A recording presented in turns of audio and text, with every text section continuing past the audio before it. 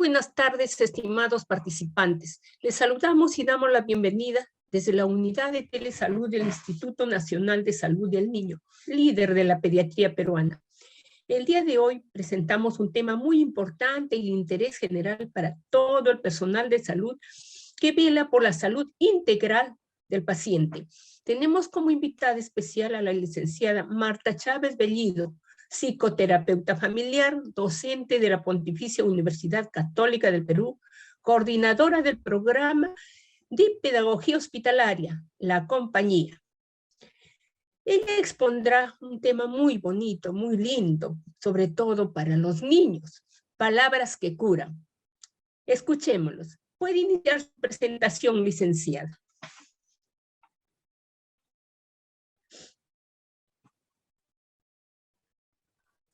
Muchas gracias, Melba. ¿Ahora me escuchas? Sí, sí, le escucho y le veo. Sí. Qué bueno, es que se me había desactivado el micrófono. Muy buenas tardes a todos. Agradezco infinitamente la confianza que la licenciada Melba ha depositado en mí para compartir con ustedes mi experiencia, mis conocimientos de tantos años trabajando en favor de la infancia. Me gustaría, Melba, que John, por favor, comparta la presentación. Ya, bien, bien.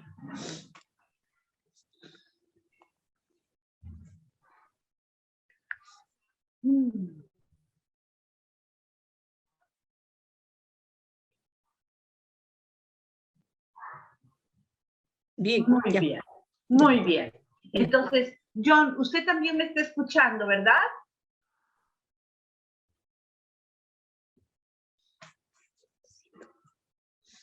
¿Está John con nosotros, Melba? Sí, sí está con nosotros, está compartiendo la presentación. Ah, ya, entonces él podrá pasar las diapositivas. Sí, sí. Perfecto. Entonces me gustaría que una vez leído el título que he preparado, por favor pase a la siguiente diapositiva. Ya, muy bien.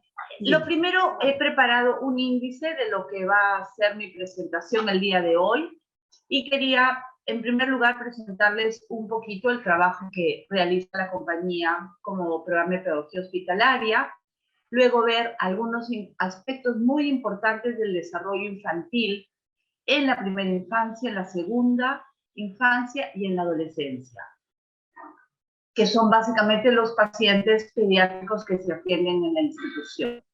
En tercer lugar, el miedo y el sufrimiento, que son dos aspectos fundamentales de la vida emocional y sus efectos en la salud física y en la salud emocional. Luego entramos al tema central, que es las palabras que curan, es decir, los mejores aliados estratégicos que tenemos cuando las usamos bien. Luego, los aportes de la teoría de la comunicación humana, hechos por Václavic y Bateson, grandes investigadores de la comunicación. Y, en último lugar, el valor positivo de las palabras. Entonces, presentamos la siguiente diapositiva, que está relacionada a el programa de pedagogía hospitalaria La Compañía. Este es nuestro logo, seguramente algunos de ustedes lo conocen, y nos movemos con tres premisas importantes. La siguiente, por favor. Ahí pueden ver algunas escenas de lo que constituye la pedagogía hospitalaria, en la que de alguna manera y de muchas maneras se colabora a que los niños dejen un ambiente un poco tenso, aburrido o angustiante de hospitalización para recuperar derechos y deberes fundamentales de la infancia, como son la recreación y el juego. Intentamos hacer extensiva la participación a los padres de familia, que definitivamente también pasan procesos de angustia, de necesidad, y requieren un soporte emocional y una distracción. En la siguiente diapositiva compartiré tres premisas importantes que nos mueven. La primera es que consideramos que la enfermedad y la hospitalización pueden convertirse en experiencias de crecimiento y en fuentes inagotables de resiliencia para el niño y para su familia. En segundo lugar, que trabajamos con esfuerzo, alegría y dedicación para mejorar la calidad de vida de los pacientes, colaborando al ejercicio de estos dos derechos ya mencionados, la educación y el juego. Ambos bases relevantes para el desarrollo físico y emocional de todos los niños. En último lugar, consideramos que es una tarea esencial en la infancia, sana o en situación de enfermedad, y nadie tiene derecho a oponerse a ello. En la siguiente diapositiva empezaré a dar breves características del desarrollo infantil. Probablemente todos ustedes las han estudiado en su formación, pero que creo que siempre es bueno recordar que el psiquismo del niño es completamente distinto al psiquismo de adulto. Y a veces pretendemos que los niños vean y perciban la realidad como la percibimos nosotros. Por eso es importante recordar algunas características fundamentales. La primera es, voy a hablar del bloque comprendido entre el nacimiento y los 3 años. Lo primero es que la experiencia de separación de los afectos, por lo general los padres, es muy negativa emocionalmente. El niño padece altísimos niveles de estrés y de angustia. Luego, a esta edad, los niños no entienden lo que es una enfermedad. La hospitalización puede provocar experiencias de retrasos en el desarrollo, ¿no? Por ejemplo, puede haber regresiones a etapas anteriores. Si un niño superó el uso de pañal, puede volver a presentar enuresis o a chuparse el dedo o incluso perder algún tipo de facultades comunicacionales. Se presentan alteraciones en la alimentación, en su digestión y también en el sueño. Y también se pueden presentar terrores nocturnos, sobre todo cuando los padres están lejos de los niños. La siguiente diapositiva, por favor. Luego vemos el bloque comprendido entre los 3 y los 6 años, porque ya el psiquismo ha madurado un poco más y el niño ha adquirido una visión un poco más amplia. En este sentido, todavía su visión de la enfermedad es muy simplista, muy simplista, y no establece relación entre la enfermedad y el funcionamiento de su cuerpo. Cualquier intrusión corporal le produce mucho miedo. Poner las vías, las agujas, el inhalador, lo vive como una invasión, le genera mucho temor. Al tener más lenguaje oral, le resulta un poco más fácil comunicarse, pero todavía no tiene el vocabulario suficiente para verbalizar realmente cómo se siente. En eso el personal de salud tiene que ayudar a los niños. Por ejemplo, en cuidados paliativos existen unas escalas de dolor hechas en base a colores, ¿no? Ese es el lenguaje infantil. Lamentablemente, muchas veces se interpreta la enfermedad como un castigo, como si alguien los estuviera castigando, ya sea los padres, la divinidad, ¿no? Por haberse portado mal. Y eso hay que tener mucho cuidado. También pueden haber reacciones de negativismo, y de hecho todos las hemos visto desenvolviéndonos en un hospital, como rabietas, pataletas o conductas agresivas para llamar la atención. No entienden todavía la muerte. La muerte la perciben como un proceso reversible, es decir, la persona fallecida puede volver a la vida. Es como ellos entienden la muerte. La siguiente diapositiva, por favor. ¿Qué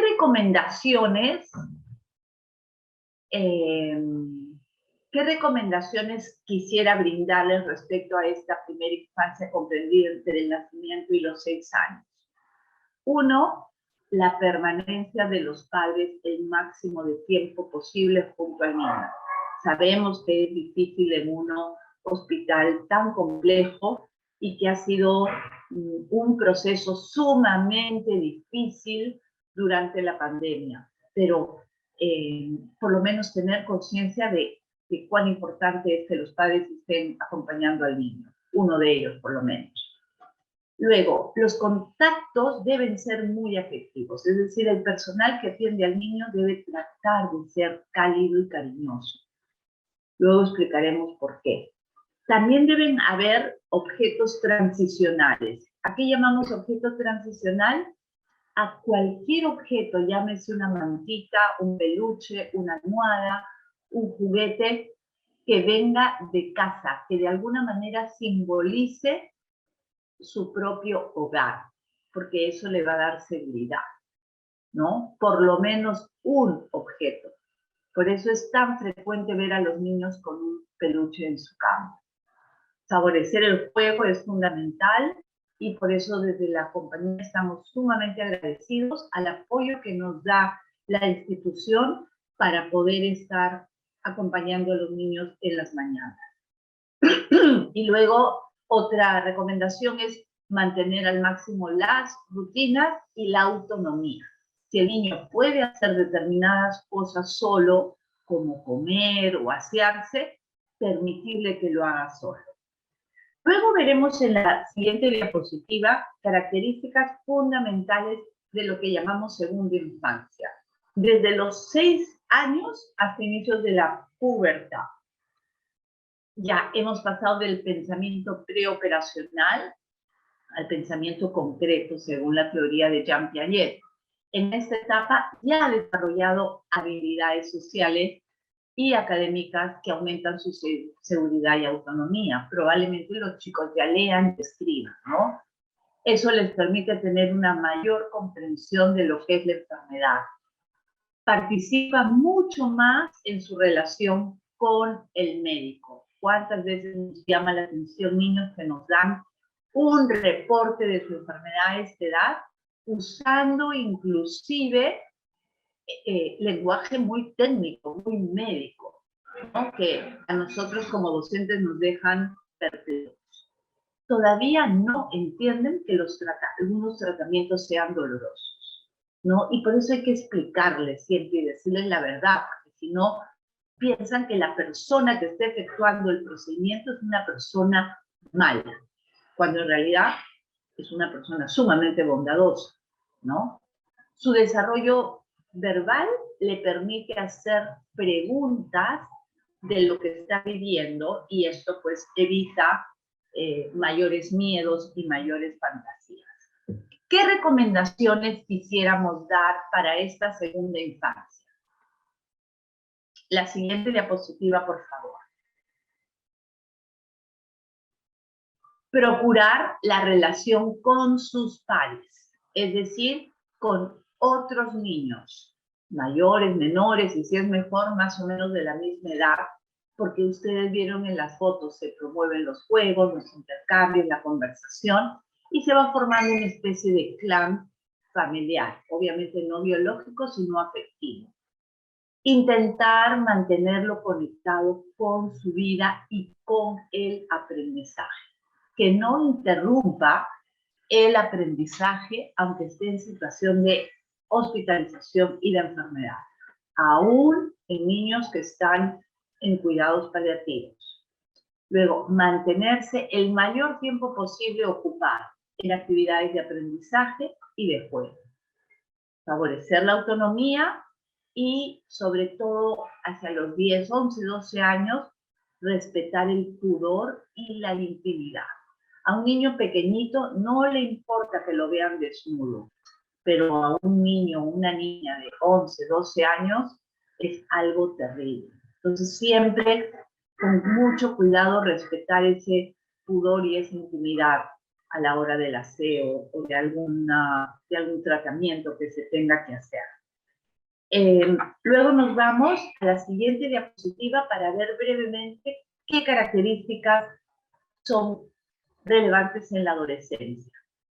Recordemos que es la etapa de búsqueda de la identidad y el desarrollo de un proyecto de vida, ¿no? En esta etapa se produce un gran cambio a nivel del desarrollo y mucha preocupación por la imagen corporal. Por eso es muy poco usual que los problemas relacionados a los trastornos de alimentación se produzcan en la primera o segunda infancia. Generalmente se producen en la adolescencia precisamente por eso, porque hay mucha preocupación por la imagen corporal, ¿no? El concepto de enfermedad es mucho más elaborado y se entiende como un proceso. Y tiene mucha necesidad de estar informado de lo que le está pasando. Y una información clara y pertinente va a disminuir sus niveles de angustia y por ende el impacto emocional. Obviamente, como todo ser humano ya con pensamiento de carácter abstracto, siente temor a la muerte, ¿no? En eso todos compartimos esa característica. Un poco el temor a lo desconocido y a dejar a nuestros afectos. ¿Qué recomendaciones les daría para la adolescencia? En la siguiente diapositiva podrán ver que las he sintetizado en 4.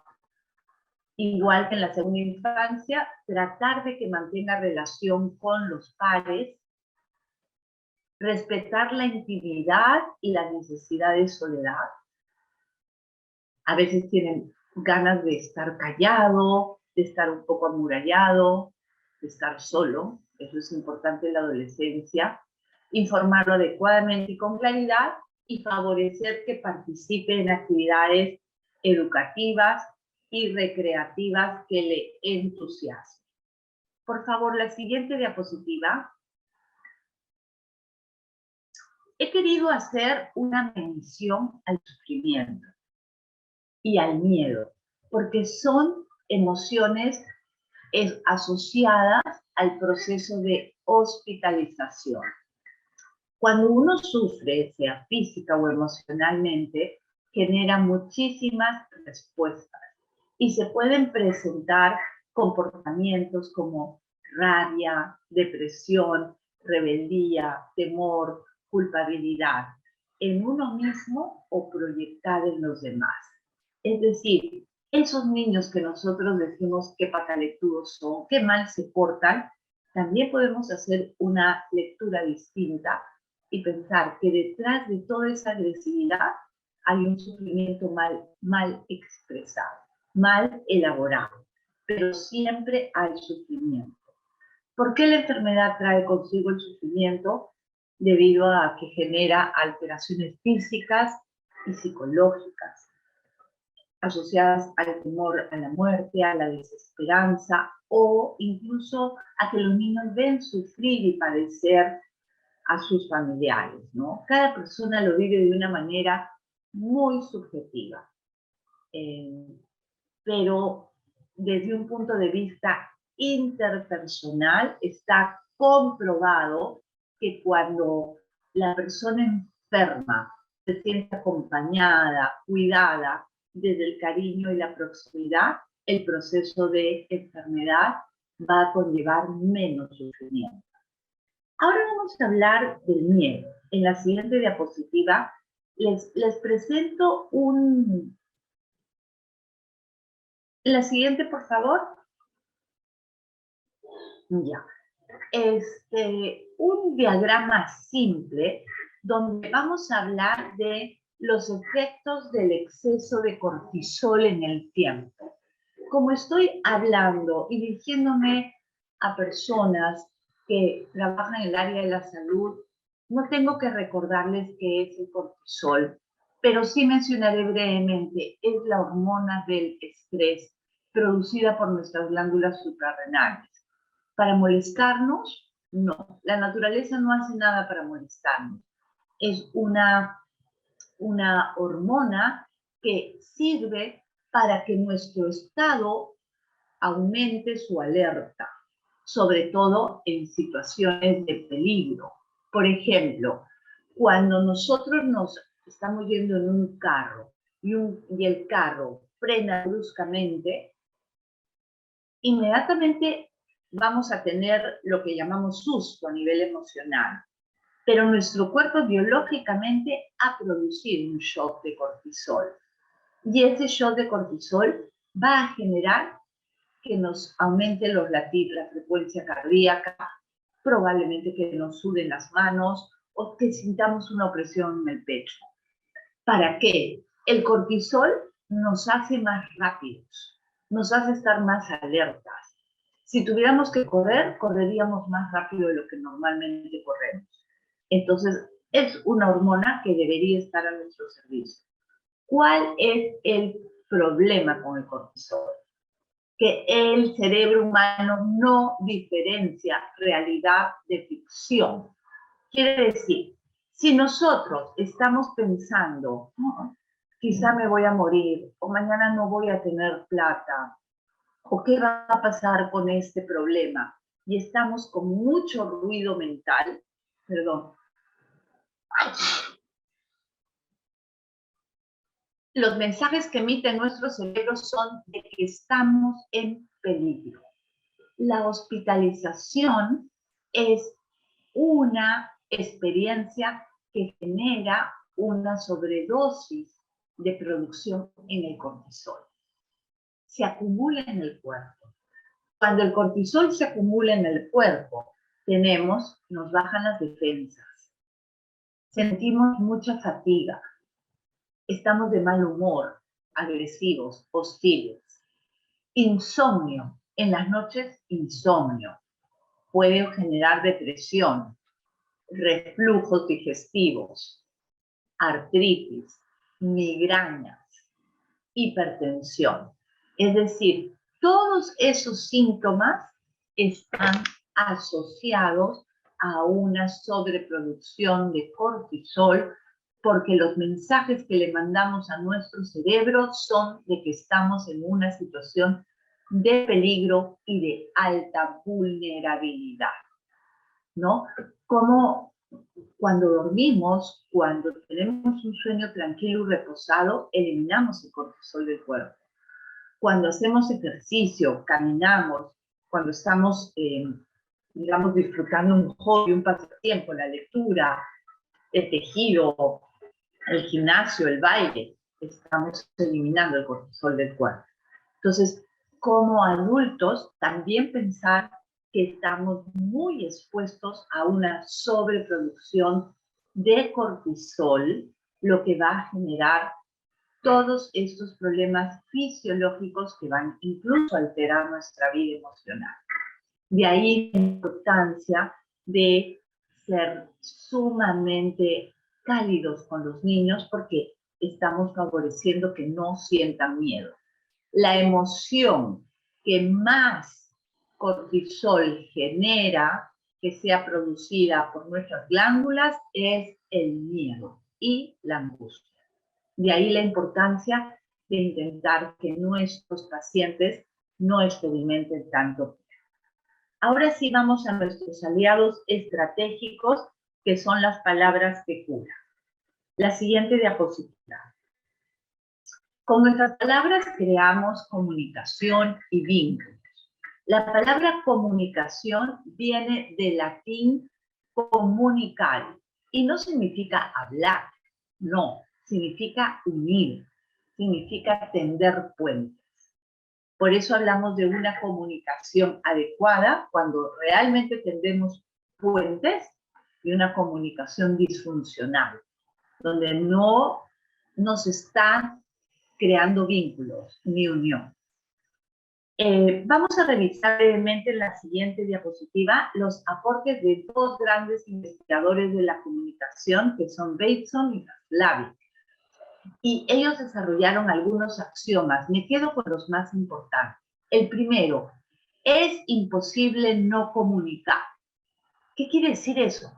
Que todas nuestras señales verbales y no verbales comunican. Nuestro silencio también comunica. Nuestros gestos comunican. Todo nuestro comportamiento comunica algo. Siempre. Por eso es ese axioma fundamental. Es imposible no comunicar. A veces alguien puede decir, tal persona me ha tratado mal. Y nosotros preguntamos, ¿pero qué te dijo?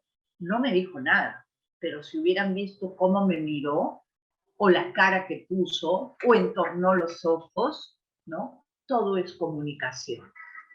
Luego, todo mensaje verbal va acompañado de un mensaje no verbal. ¿Qué es lo no verbal? Lo no verbal es el tono de voz que usamos, lo no verbal son los gestos, es la mirada, es la sonrisa. Es importante tener en cuenta esto, porque a nivel de comunicación tiene mucho más peso lo no verbal que lo verbal. ¿Qué quiere decir? Si nosotros le preguntamos a la pareja y le decimos, ¿qué te pasa? La pareja nos dice nada, no le creemos. ¿Por qué? Porque su cuerpo, su tono de voz, nos está mostrando que sí pasa algo. Distinto es que no nos lo quiera decir o no sepa cómo decirlo. ¿No? El tono de voz forma parte del lenguaje no verbal y es fundamental en la comunicación. Fundamental. Todo mensaje tiene dos niveles, uno de contenido y uno de relación. A nivel verbal y a nivel no verbal. Si yo digo, por ejemplo, estoy levantando mi mano, espero que la vean, y mirando a alguien le señalo el reloj, esta persona va a interpretar que le estoy preguntando la hora, ¿no? O sea, y le pongo así una carita bonita, tierna, que le estoy preguntando a la hora. Pero si yo miro a otra persona y no señalo el reloj, sino lo golpeo, ¿no? Así, con el ceño fruncido, la persona se dará cuenta que lo que yo le estoy diciendo es, has llegado muy tarde, o es importante ser puntual. Esos son los distintos niveles. Uno que tiene que ver con el contenido y otro con la relación con el otro, la relación entre uno y otro. ¿Por qué? Porque no nos dirigimos de la misma manera a un jefe, que a un amigo, que a un esposo, que a un niño. Hay relaciones que son distintas y permiten que interactuemos de maneras distintas. Algunas reflexiones para pasar al valor de las palabras. En la siguiente diapositiva. ¿Cuándo nuestras palabras son nuestras aliadas estratégicas? ¿Siempre? No. No. Cuando les otorgamos su valor sagrado. Cuando reconocemos que a través de las palabras estamos compartiéndonos con otros, que nos estamos revelando a nosotros mismos. ¿Curan siempre las palabras? ¿Siempre son aliados estratégicos? No, lamentablemente no. En la siguiente diapositiva vamos a ver que las palabras también tienen la capacidad de herir, de enfrentar, de dividir. Pueden ser medicina o pueden ser un veneno mortal. Con una sola palabra, alguien nos eleva al cielo o nos puede bajar al infierno, ¿no? Tienen un valor potentísimo. ¿Cuándo son sanadoras? Cuando salen del lugar donde amamos, ¿no? Y cuando además las palabras están conectadas con las emociones que estamos sintiendo. Ahí las palabras pueden tener un valor positivo. Antes de hablar del valor positivo de las palabras, voy a hablar de lo que llamamos en psicoterapia los 4 jinetes del apocalipsis, que son mensajes negativos que corroen, que malogran cualquier tipo de relación. Relación de pareja, relación de jefe-empleado, relación de médico-paciente, cualquier tipo de relación humana. Y estos mensajes, fíjense qué interesante, no son corticales, no se forman en la parte más evolucionada de nuestro cerebro, se forman en el cerebro límbico, ¿no? Son como la parte más involucionada de nuestra naturaleza humana. ¿Y cuáles son estos mensajes? La crítica, la actitud defensiva, el desprecio y el amurallamiento. Yo les sugiero que como el material se queda con ustedes, queda grabado, que hagan un proceso de reflexión en base a la teoría, porque al hacerlo nos damos cuenta y decimos, wow, cuántos mensajes negativos uso en la relación con mis hijos o en la relación con la gente que tengo cerca. Siempre hay que estar reflexionando al respecto. Vamos a ver primero qué es la crítica. En la siguiente diapositiva.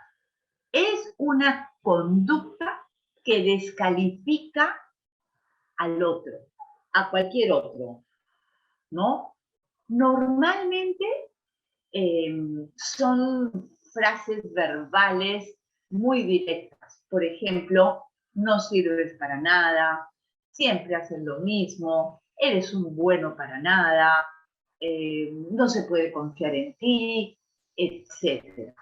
Generalmente en la crítica somos muy absolutistas y usamos palabras como nunca y siempre, que hay que evitarlas en el vocabulario para usarlas negativamente. Qué lindo escuchar que alguien te diga, siempre me haces reír, ¿no? O nunca me agredes. Maravilloso. Pero escuchar, nunca me haces cariño, o siempre estás llorando, ya cambian completamente el matiz. Esta conducta que descalifica al otro lo hace sentir, lo hace experimentar emociones negativas. Pero además, lamentablemente, da lugar a la siguiente actitud que viene después de la crítica, que vamos a ver a continuación. Pero en la crítica, ¿cuál es el antídoto? Es decir, ¿cómo lo superamos? Pues realizar comentarios claros acerca de lo que nos preocupa, pero de una manera positiva, evitando las descalificaciones donde le ponemos al otro, lo estamos desvalorizando, le estamos quitando valor. Luego vemos el siguiente jinete del apocalipsis, que es la actitud defensiva. Consiste en reconocer que el otro me ha atacado. Entonces yo tengo que contraatacar. ¿Cómo contraataco? Eludo la responsabilidad y desconfirmo al otro. Tú estás loco, no sabes ni lo que dices. O siempre me acusas de lo mismo. Entonces van de vuelta las descalificaciones. Es una forma errónea de autoprotegerse de lo que hemos percibido como un ataque. En vez de acoger la queja y decir, sí, creo que tienes razón, gracias por lo que me aporta, no. La persona va a contraatacar, descalificando y desvalorizando al otro. Es decir, es como decir, oye, no, la víctima soy yo. Competir por el lugar de quién sufre más o de quién es más víctima. Tanto la crítica como la actitud defensiva son muy comunes en nuestra comunicación y muy negativas. Luego viene el tercer jinete del apocalipsis, que se llama el desprecio. Es tremendo.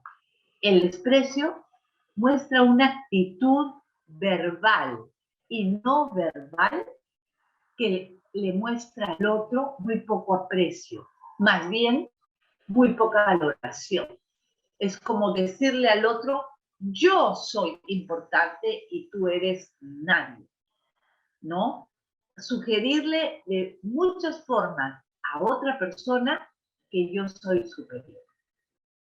El desprecio es el mayor predictor de conflictos en cualquier relación. O sea, un jefe que desprecia a sus empleados no crea un buen ambiente laboral. No inspira ni respeto, ni cariño, ni confianza.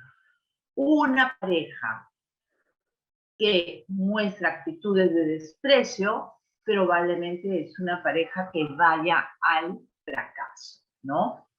¿Cuál es el antídoto? Es crear una cultura de aprecio por el otro, de valorización. No importa si es de una condición social o económica distinta a la nuestra, si tiene o no tiene un quehacer importante o no importante. No, favorecer una cultura de aprecio, ¿no? Y otra cosa importante es centrarse en los aspectos positivos, en lo que funciona, ¿no? Y no solamente en los aspectos negativos. Y el último jinete del apocalipsis es el amurallamiento. Es cuando tomamos esa actitud fría, donde suprimimos todo diálogo, ¿no? Esa actitud típica en las parejas, por ejemplo, de miro al vacío, no te escucho, no te hablo. Actúo como si fueras invisible, como si no existieras, ¿no? No hay contacto visual y para la persona que padece el amurallamiento del otro, aumenta el ritmo cardíaco, ¿no? Incluso se crea un ruido interno, un diálogo interno, mientras de una persona que es capaz de pensar, no puedo creer que piense eso, no puedo creer que diga eso, pero estamos amurallados. Se rompe todo diálogo, ¿no? Ahora sí, luego de haber revisado todos estos mensajes que corroen las relaciones, vamos a ver el valor positivo de las palabras. Para ello he inventado, un poco haciendo una síntesis entre lo psicológico, lo terapéutico y lo educativo, dimensiones en las palabras, como la palabra que sana, la palabra verdad, la palabra juguete, la palabra cuento, la palabra que acompaña y las palabras chistosas. Todas dimensiones, digamos, que he tratado de elaborar para nuestro trabajo en un ambiente hospitalario que pueden ser muy útiles en nuestro contacto con los niños y sus familias. Veamos primero las palabras que sanan, ¿no? En la siguiente diapositiva. Es muy importante elegir nuestro lenguaje, las palabras que usamos, nuestro tono de voz. En esta foto vemos un niño que está claramente angustiado, asustado. Qué poco asertivos e inteligentes seríamos si a ese niño le dijéramos, no pongas esa cara, no me manipules, o ya, deja de llorar. No, nuestro rol es contener esa angustia que nos está llegando, y es, ¿puedo ayudarte? ¿Puedo hacer algo por ti? O simplemente tomarle la manito y decirle, estoy acá a tu lado, todo está bien. Qué gran diferencia. Nuestras palabras pueden agredir, pueden generar angustia o pueden sanar. Vamos a ver en la siguiente diapositiva, les pongo un extracto que no lo voy a leer todo porque es muy largo, pero sí los voy a contar. Patrick Ben Susan es un famosísimo psiquiatra infantil que ha realizado muchísimas investigaciones y tiene una serie de colecciones publicadas. En una de sus publicaciones habla de la madre de una niña prematura de nombre Carlota. Y la madre ya salió del hospital, pero la niña por prematura se tiene que quedar en el hospital. Y este psiquiatra observa que cuando la madre está cerca a la niña, que está en una incubadora, le cuenta un cuento. Le cuenta un cuento que se llama El pájaro azul. Y el personal de salud se ríe, se miran, hasta con una risita burlona, pensando, ¿qué va a entender una recién nacida del cuento del pájaro azul? Pero curiosamente el psiquiatra observa que en los momentos en que la madre le cuenta el cuento, pues todos los parámetros, ¿no?, de oxigenación, de ritmo, de frecuencia, se estabilizan. Y más bien en ausencia de la madre, esos parámetros vuelven a alterarse. Y ahí se nota claramente cómo él revela en sus investigaciones cómo la voz humana, sobre todo de la madre, va a relajar al niño, lo va a hacer sentir seguro. Y si se siente seguro y relajado, las alarmas fisiológicas también se calman, también se relajan. Recuerden ustedes, en una noche de pesadilla, se levantan con el corazón aceleradísimo. De pronto se sientan en la cama y se dan cuenta que solo era una pesadilla, como poco a poco van recuperando el ritmo cardíaco. Si después de esa pesadilla no pueden dormir, ya saben qué pasó. Hubo mucho exceso de cortisol por el gran susto que vivieron. Por eso es que los abuelos recomendaban: nunca den disgustos a las personas de noche, nunca antes de dormir, nunca renieguen de noche, si tienen que dar un sermón a la pareja o a alguien, que sea en el día, nunca previo a dormir, porque así nos garantizamos una noche de insomnio y al día siguiente vamos a pagar las consecuencias. Luego vamos a ver lo que he llamado la palabra verdad. ¿Por qué? Porque la confianza básica es la base de la salud mental. Siempre con las voluntarias hablamos: si le hemos prometido a un niño que le vamos a llevar un lápiz, le llevamos el lápiz. Si le hemos prometido o no prometido, hemos dicho mañana vuelvo, pues volvemos, ¿no? Es decir, es importante favorecer entre unos y otros la confianza. ¿Por qué? Porque la desconfianza genera inseguridad y miedo. Y el miedo y la inseguridad son el origen de todas las neurosis, lo que nos aqueja mentalmente, y también de las enfermedades físicas. Solo podemos generar confianza si somos confiados. Por eso yo les sugiero de todo corazón: nunca le digan a un niño no te va a doler cuando ustedes saben que sí le va a doler. Díganle te va a doler un poquito, pero es necesario. Pero no le mientan, porque están poniendo en juego esa confianza básica. ¿Por qué confiar en un adulto que miente? No, es una paradoja, estar atrapado en un callejón sin salida. Vienen luego ahora las palabras juguetes. En las palabras juguetes, reconocer que todos llevamos un niño interior, un jugador eterno. Y las palabras, como decía Marilena Walsh, cantante y educadora argentina, quien yo admiraba mucho, ella decía: las palabras también pueden ser juguetes.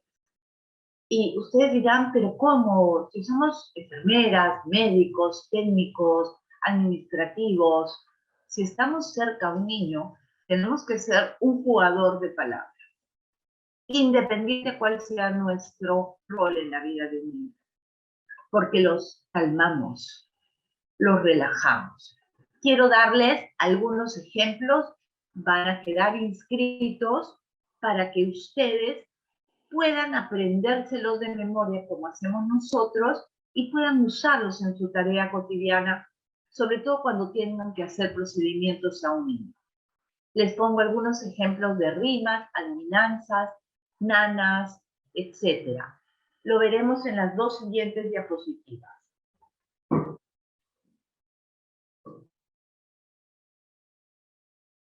Miren esta, por ejemplo. Dos pajaritos sentados en la rama, uno es Jack, otro es Jill. Vuela lejos Jack, vuela lejos Jill, vuelve Jack, vuelve Jill. Con este sencillo jueguito, pues lo van a relajar, van a tener toda la atención del niño. Vamos a ver uno siguiente muy sencillo. pongo mi brazo empinado y con los dos deditos, como si fuera un hombrecito, voy a subir. Al subir una montaña, una pulga me picó. La agarré de las orejas y se me escapó. La siguiente. Ya viene la lluvia con su chip, chip, chap. Ya viene la lluvia con su clic, clic, plac. Ya viene la lluvia con su siri, siri, miri. Ya viene la lluvia a mojarte a ti. Les va a tomar 3 a 5 minutos aprendérsela, pero el trabajo de llanto o de angustia en un niño que van a ahorrar va a ser sumamente significativo.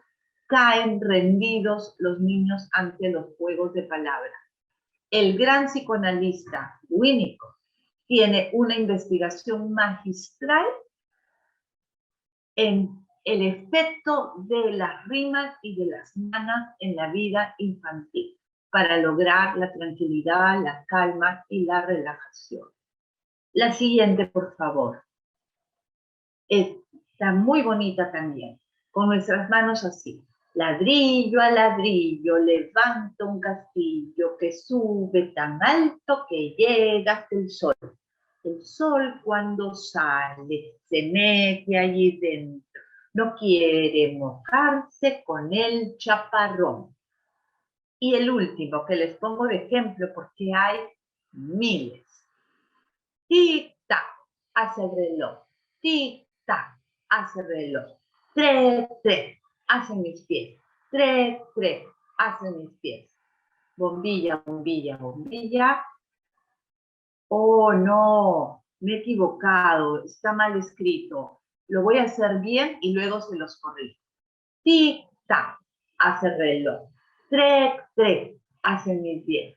Ping-pong, mi corazón. Bombilla, bombilla, bombilla, me toco las rodillas. Bombilla, bombilla, bombilla, me toco las rodillas. Teresa, Teresa, mueve la cabeza. Teresa, Teresa, mueve la cabeza. 1, 2 y 3, comienzo otra vez. Pues no estaba mal escrita, estaba bien escrita. Yo me equivoqué verbalmente, o sea que tienen bien. Luego viene la palabra cuento. El valor del cuento es fundamental en los niños. Si tienen tiempo, si tienen disposición, si pueden hacerse un pequeño paréntesis en su labor y leer un cuento a un niño o contarle un cuento, también van a tener una experiencia muy grata. Hay una leyenda que el día lunes le conté a un niño que está internado de 12 años, que está internado en el área de cirugía de cuello y cabeza, 12 años, y le leí la leyenda de la Achique, que es una leyenda que da como recopilada por Arguedas, donde se explica el nacimiento de la cordillera de los Andes, y realmente ambos pasamos un momento muy agradable conociendo esta leyenda, luego revisando los personajes, ¿no? Claro que pueden decir, no, mi función no es contar cuentos. Nuestra función al trabajar en un hospital es favorecer la salud física y emocional de un niño. Nos valemos de agujas, nos valemos de medicamentos, de aparatos sofisticados. También pueden estar en nuestra lista los cuentos, ¿no? Porque la voz del cuento nos habla de nosotros mismos y de lo que sentimos. Luego, las palabras chistosas en la siguiente diapositiva. Son aquellas palabras que nos favorecen la risa, que nos hacen reír. Reír es fundamental en la vida emocional y física de un ser humano. Por eso existen las comedias, para podernos reír. Liberamos tensiones. ¿Quién no ha vivido alguna vez haber tenido un ataque de risa y haberse quedado así que no se puede levantar luego del estado de relajación en el que ha entrado? Cero cortisol en la risa, más bien generamos mucha dopamina y serotonina, todos los componentes del bienestar y de la felicidad. Entonces también podemos tratar de hacer reír a los niños, ¿no? Con cualquier tontera, con cualquier absurdo que se nos ocurra. Los absurdos le causan mucha risa, ¿no? De pronto, ¿por qué no entrar un día con un sombrero, con unas antenitas, con un títere en la mano, ¿no? Las palabras prohibidas también les dan mucha risa. Un día yo jugaba con ellos al tutti frutti, eso de buscar palabras con determinada letra. Entonces estamos con la letra P y decían papá, pimienta, pájaro, y mi turno yo decía poto.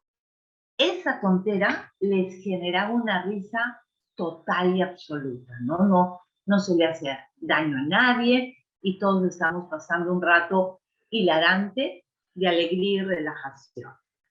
En último lugar, desarrollo una palabra, la siguiente, por favor, lo que llamamos la palabra, pero la palabra callada, es decir, la ausencia de la palabra. A veces no sabemos qué decir. No sabemos qué decir ante la pérdida, ante el dolor excesivo. También podemos acompañar en silencio, tanto a los niños como a los padres de familia. También podemos acompañarlos con un abrazo, cogiéndoles la mano, con una mirada, ¿no? También hay momentos en que el silencio es lo que se impone. En la siguiente les pongo estas reflexiones donde se señala que escuchar es la forma más universal de amar y la mayor necesidad de la humanidad. Es muy frecuente que ustedes escuchen a su alrededor o lo sientan, nadie me escucha, ¿no? No tengo con quién hablar. Y es cierto, o sea, hay que brindar una escucha activa, más aún ahora con el uso de celulares, tablets y tecnología, no nos escuchamos unos a otros. Escuchar al otro es cuidarlo, es amarlo, es acompañarlo, es solidarizarse con otro, ¿no? Es como una magia en la que nos damos a los otros. La siguiente, por favor, como reflexiones finales, que nuestras palabras pierdan la capacidad de herir, que no empleemos las palabras para separar, para enfrentar, juzgar o dividir, que salgan del lugar donde podemos amar y que sean como una medicina. La siguiente es una reflexión muy bonita y considero que es una gran verdad. Aquel que no es capaz de comunicarse con un niño, no es capaz de comunicarse con nadie. Y luego, los niños adivinan, son muy intuitivos, saben qué personas los aman. Es un don natural que con el tiempo se pierde, ¿no? Los niños saben claramente en quién pueden confiar y en quién no pueden confiar. Cierro con la última diapositiva con algunas conclusiones. Todas las relaciones humanas son vínculos potencialmente terapéuticos. ¿Qué quiere decir eso? Potencialmente sanadores, o destructivos o sanadores. Luego, en un hospital no solo se libra la batalla por la salud física, también se libra la batalla por la salud emocional. Por eso he querido brindarles estas herramientas. Una reflexión final importantísima es que piensen en quién confían los profesionales de la salud, sus emociones, sus frustraciones, sus dolores, sus inquietudes, sus traumas. Eso también piénsenlo, porque es importante tener grupos de apoyo terapéutico donde podamos hablar de lo que sentimos. Nosotros como voluntarios, antes de irnos a casa, escuchamos al que tenga que expresar una angustia o al que tenga necesidad de llorar o al que de pronto se sintió demasiado conmovido porque vio a un niño que va a morir o cualquier problema, ¿no? Es importante tener un grupo de contención humano y psicológico que acoja lo que sentimos. Cuando ambos pacientes y personal de salud se respetan y se valoran, se producen milagros. Y en la última diapositiva les expreso mi infinita gratitud por su escucha activa y comparto con ustedes un lema de nuestro programa que dice: yo no pretendo cambiar el mundo, pero en el pedacito que me tocó vivir, quiero hacer la diferencia. Les dejo también mi correo de contacto, mchavez@pucp.edu.pe, y muy agradecida con la licenciada Melba por su invitación y su confianza. Muchas gracias. Bien, licenciada Marta. Vamos a hacerle llegar algunas preguntas que nos han llegado. Sí. Dice: ¿la hospitalización en el niño menor de 6 años ocasiona problemas psicológicos en el futuro? La respuesta no es radical como un sí o un no. Toda hospitalización va a dejar una huella psíquica, pero el impacto emocional asociado al trauma va a depender de la calidad de la hospitalización. Si ese niño durante su hospitalización estuvo acompañado, contenido, se ha sentido amado, cuidado, el impacto emocional va a ser mucho menor. Va a depender de la calidad de vínculos emocionales durante el proceso de hospitalización. Por eso les confiamos en la ausencia de la pandemia, como voluntarias y profesoras y entendidas en la infancia, sufríamos mucho pensando en la necesidad de restringir la visita de los padres.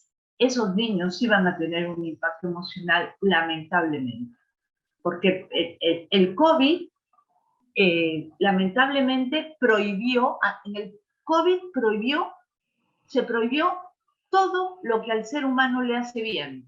Los abrazos, los besos, las caricias, la compañía, el deporte, el entretenimiento. Todo lo que nos hace bien, todo lo que genera bienestar, estaba prohibido. Entonces, esos niños iban a tener un impacto, ¿no? Que de acuerdo a la calidad de los vínculos familiares van a poder superar. Bien, licenciada. A veces se escucha decir: los recién nacidos y lactantes pequeños no entienden. Pero le pregunto a usted, ¿ellos sufren las consecuencias de la separación del seno familiar, la separación de sus padres? Por eso es que yo les sugiero leer a este gran psiquiatra al que hago mención en la presentación, porque todas sus investigaciones son con neonatos, todas sus investigaciones. Qué lindo, qué y está completamente demostrado cómo todos los parámetros e indicadores fisiológicos se alteran completamente en ausencia de los padres. Es impresionante. Nos equivocamos mucho cuando creemos que no entienden, que no captan, tienen niveles sensoriales muy altos. Creemos que porque no hablan, no entienden, pero captan mucho más de lo que nosotros creemos, tanto lo positivo como lo negativo. Por eso es que en la Segunda Guerra Mundial, recordarán, muchos países como Inglaterra, por ejemplo, evacuaban niños de las ciudades para salvarles la vida. Para las ciudades grandes que con seguridad iban a ser bombardeadas, los separaban de sus padres y los evacuaban a lugares rurales. Muchos de esos niños morían. No morían en atentados de batallas, tenían sus necesidades físicas de alimentación, de cuidado, de abrigo cubiertas. Morían de tristeza, morían lo que se llama marasmo, morían porque no tenían a sus afectos cerca, ¿no? Entonces, es indudable. Bien, licenciada. ¿Hasta qué edad un niño necesita tener un objeto transicional? Pues no hay una edad determinada. Mientras tenga la necesidad, hay que mantenerlo. No se puede asegurar o definir una edad. Los adolescentes muchas veces todavía lo necesitan. Y yo les digo, en mi experiencia conozco adultos que viajan con su propia almohada. Conozco muchos adultos que Sí. llevan su almohada con ellos, o de pronto un pequeño rosario, o lo que fuera. Tenemos un pensamiento simbólico. O sea, hay que favorecer el uso del objeto transicional. Obviamente que sea acorde con un hospital, no van a llevar un muñeco de 2 metros, ¿no? Pero cualquier objeto pequeño es importantísimo, importantísimo. Porque además tiene un olor. Ese olor da quietud, da mucha quietud, sobre todo a los niños. Bien, licenciada, por el chat nos ha llegado otra pregunta. ¿Cómo afrontar el apoyo emocional cuando tenemos un niño de 2 años que es de provincia? Se supone que no están los padres. Es una de las experiencias más difíciles. O sea, ese niñito está haciendo paseos por el infierno psicológico. La ausencia de los padres en un niño pequeño es la experiencia más dura de atravesar. O sea, psicológicamente sí se usa la experiencia del Dante Alighieri para decir, wow, ese pequeño niño ya bajó al infierno. Con un niño así hay que redoblar el cariño, y lo observamos en el hospital. Ahí vemos muchas enfermeras que nos dicen, este niñito está abandonado, y es como que lo adoptaran, como una especie de adopción comunitaria, ¿no? Es como un hijo de nuestra raza humana, vamos a acogerlo, y se logran lindos resultados. Pero con niños en estado de abandono, que hay tantos, los vemos siempre en todos los servicios, hay que redoblar esfuerzos, hay que redoblarlos, porque lo que genera, digamos, tanta agresión social, tanta maldad y todo, es la falta de amor, ¿no? Es la falta de amor. Bien, licenciada, aquí por el chat nos piden algo. ¿Nos puede hablar un poco de la importancia de los abrazos? Claro. A nivel, digamos, psiconeurobiológico, digamos, a nivel de producción de hormonas, cuando somos abrazados, nuestro cuerpo está generando estas hormonas del bienestar, ¿no? Y estás eliminando más bien hormona de estrés, ¿no? Cortisol, adrenalina, etcétera. Y a nivel emocional, el impacto es fundamental, porque el abrazo es el signo, el símbolo de hay alguien que me ama, hay alguien que me aprecia, soy amado, ¿no? Y esa es la sensación más gratificante y más sanadora para cualquier ser humano. Un abrazo. Por eso fue muy, muy triste lo que pasó en la pandemia. Porque, como les digo, lo que mejor nos hacía fue lo que nos prohibieron, los abrazos. Sí, yo siempre me he preguntado cuántos viejitos, cuántas personas mayores han muerto más de tristeza, de soledad, que de la misma enfermedad. Sí. Es verdad, cierto. Bueno, licenciada, por el momento no tenemos más preguntas, pero sí muchas felicitaciones. Le felicita a su público y le agradece a la vez. Y como ya no hay más preguntas, gracias, licenciada Chávez, por su valiosa participación. La verdad que también agradecemos por su labor altruista en nuestro Instituto Nacional de Salud del Niño. Y usted nos ha transmitido sus conocimientos bien, pero también la experiencia, porque sabemos que día a día tiene vivencias muy bonitas con nuestros pacientes. Por favor, despídase del público presente, que todos son personal de salud.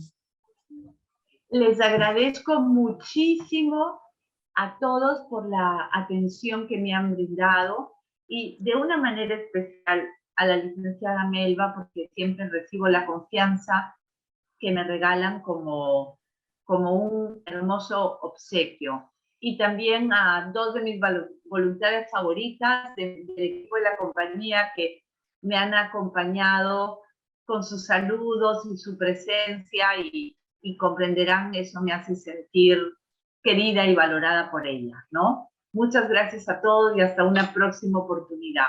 Gracias.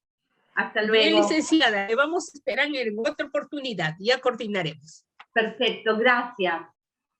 Hasta luego. Gracias, felicitaciones, excelente presentación.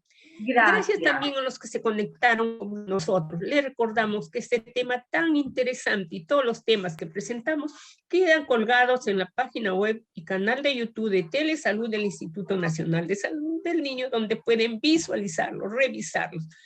Muy buenas tardes a todos. Los esperamos mañana con otro interesante tema. Gracias a ustedes. Bueno.